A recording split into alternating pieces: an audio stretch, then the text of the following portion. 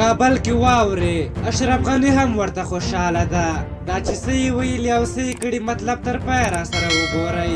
ګرانو لیدونکو السلام علیکم. د ارګ له فیسبوک پاڼې څخه د ولسمشر غني ځینې انځورونه خپاره شوي دي چې هغه پکې په واورو کې بهر راوتی دی او همداراز د ملي امنیتي ځواکونو سره یې هم ګډ انځور اخیستی دی. په کابل کې له تېرې 2 ورځو راهیسې پرله پسې واوره ورېږي چې ټول کابل باندې سپین څادر غوړولی دی. ټولنیزو رسنیو کې هم د کابل د واورې ډېر زیات انځورونه خپاره شوي.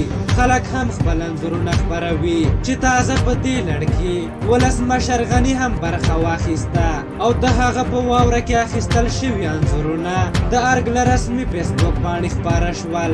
د ارګ له پاڼې د ولسمشر غني 4 انځورونه خپاره شوي دي چې دا پښتو ټپه هم ورسره لیکل شوې ده. په وطن سپینې واورې وشوې که خدای کول کال به آباد ورسره وینه.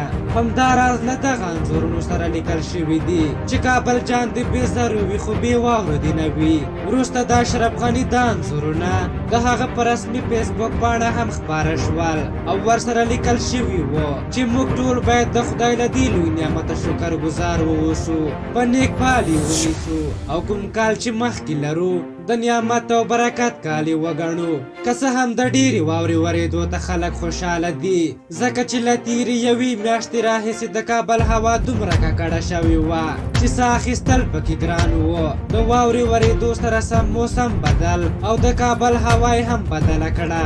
خو بلخوا زموږ امکانات دومره کم دي چې نعمت هم راته عذاب شي. هغه خلک چې بې وسه دي یا سوالګر دي او یا هم نوره غریبي کوي د هغوی لپاره واوره زحمت شوې ده او په عذاب ورته بدله شوې.